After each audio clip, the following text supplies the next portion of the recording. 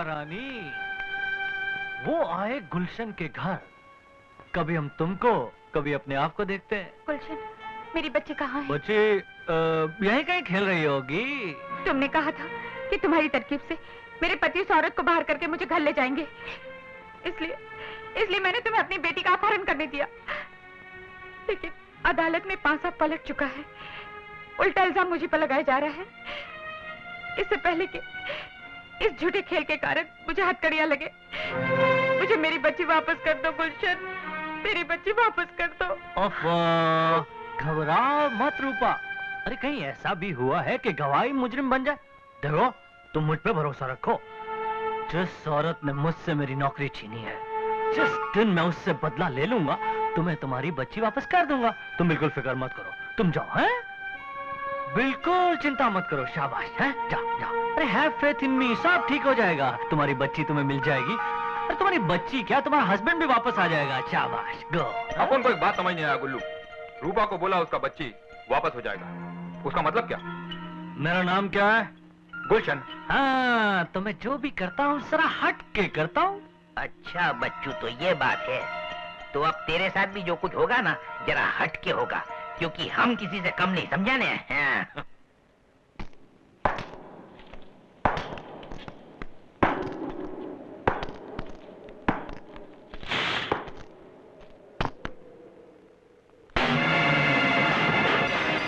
बच्ची कहाँ है? कौन सा बच्चा? किसका बच्चा? मेरी बच्ची। हमें क्या मालूम? नहीं मालूम? नहीं।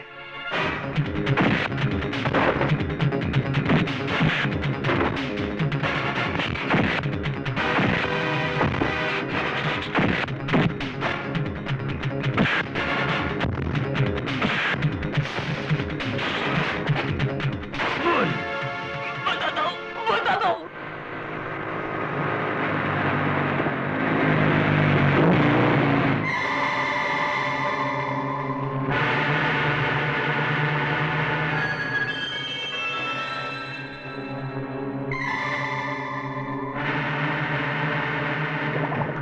गुरु, वो आ गया।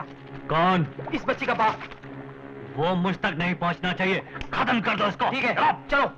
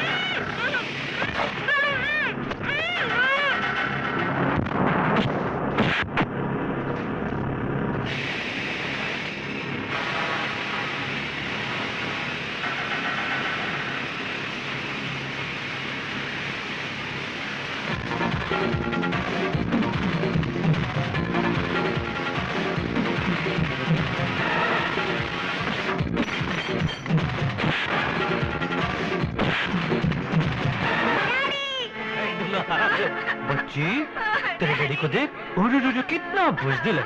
तुझे फेंक दूं? हैं? फेंक दूं? हैं? आगे आएगा? आजा, ले ले।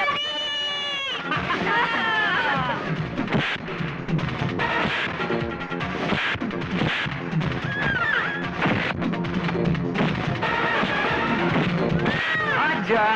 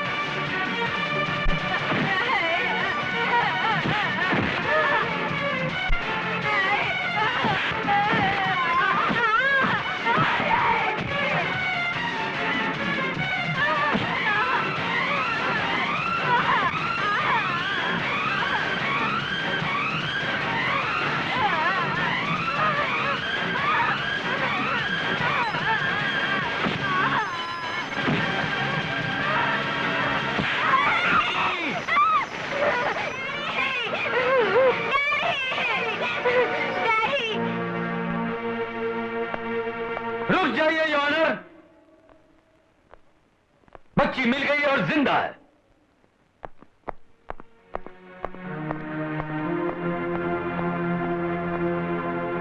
यही है वो शख्स जो मेरी बच्ची की जिंदगी से खेल रहा था, इसीलिए इसे किडनैप किया था।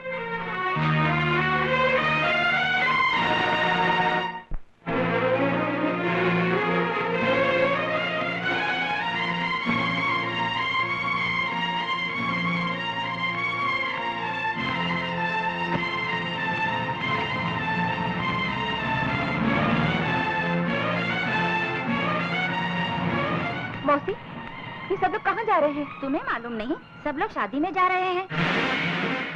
शादी?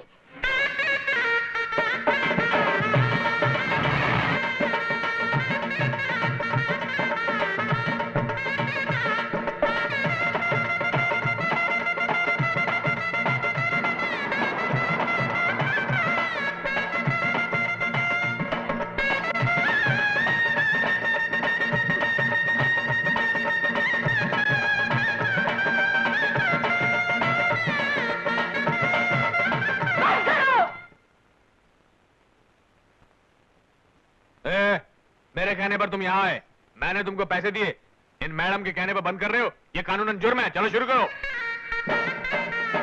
आओ बेना आओ, ये लो फूल डालो।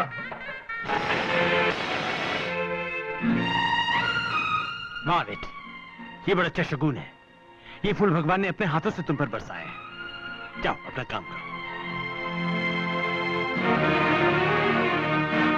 पिताजी, आपकी आंखों के सामने आपकी बेटी का संसार लूट रहा है, आप उसे रोकने के बजाय बढ़ावा दे रहे हैं। खड़े खड़े क्या देख रहे हो? काम वाम करो ना जाकर। हाँ, मैं तो जाता हूँ, मेरे को तो दूसरा भी बहुत काम है। जैसी करणी वैसी भरणी। जो जैसा बोएगा वैसी ही फसल काटेगा। पिताजी,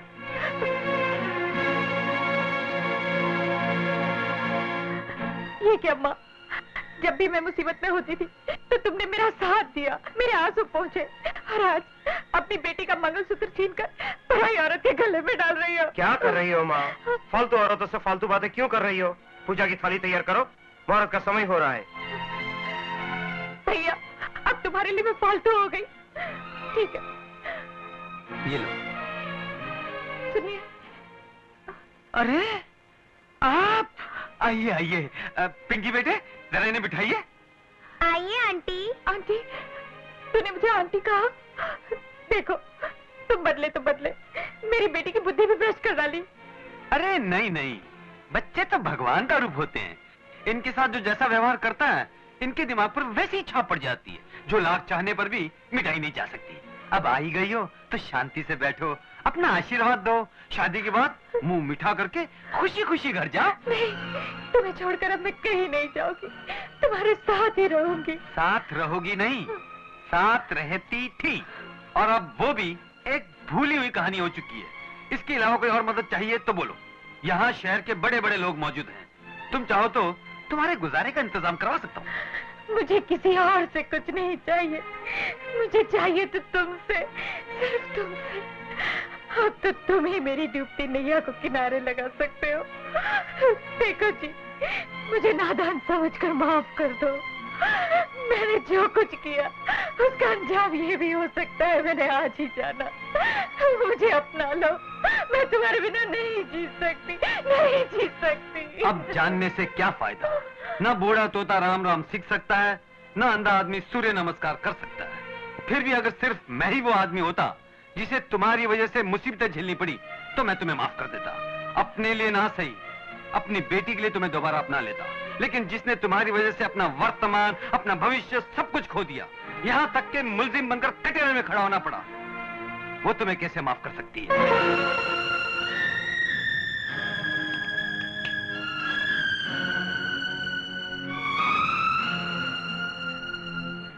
शारदा, मैंने जो भी कुछ किया झूठे शक और जलन की वजह से किया। वक्त की ठोकरें खाकर मैं समझ चुकी हूँ कि ये सब कुछ करके मैंने बहुत बड़ा पाप किया है। ये बात मैं सिर्फ तुमसे ही नहीं, इन सब लोगों के सामने अपनी बेटी की सौगंध खाकर कहती हूँ कि तुम निर्दोष हो, पवित्र हो, इसमें तुम्हारा कोई कसूर नहीं। मुझे माफ कर दो शारदा, मेरा जीवन तुम्हारे हाथों में। ये शादी रोक दो शारदा, ये शादी रोक दो। रोने धोने से कोई फायदा नहीं। तुमने अपनी भूल मानने में बहुत देर कर दी रूपा।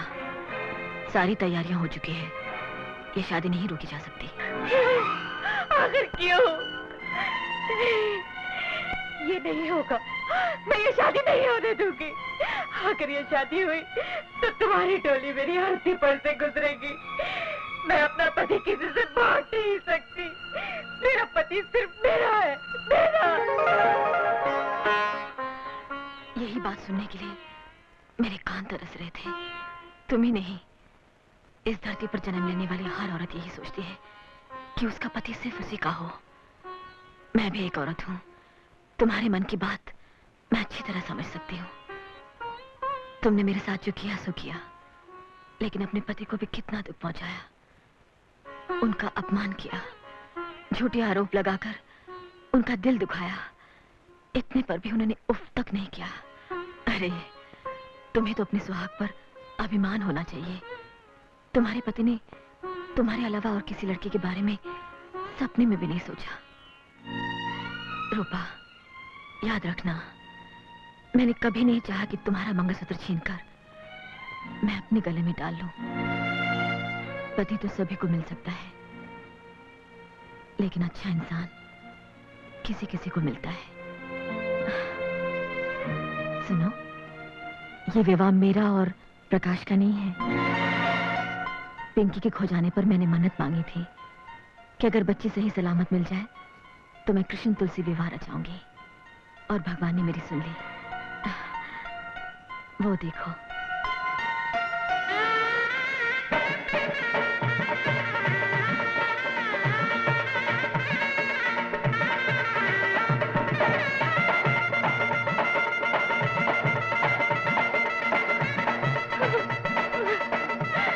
मुझे माफ कर दो, मुझे माफ कर दो।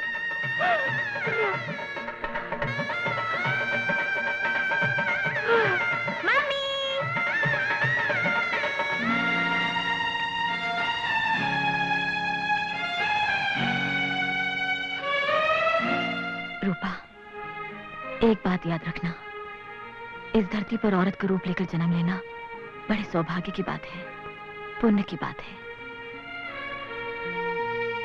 पति के जीवन में कभी तूफान बनकर मत गुजरना, हमेशा ठंडी हवा का झोंका बनकर रहना।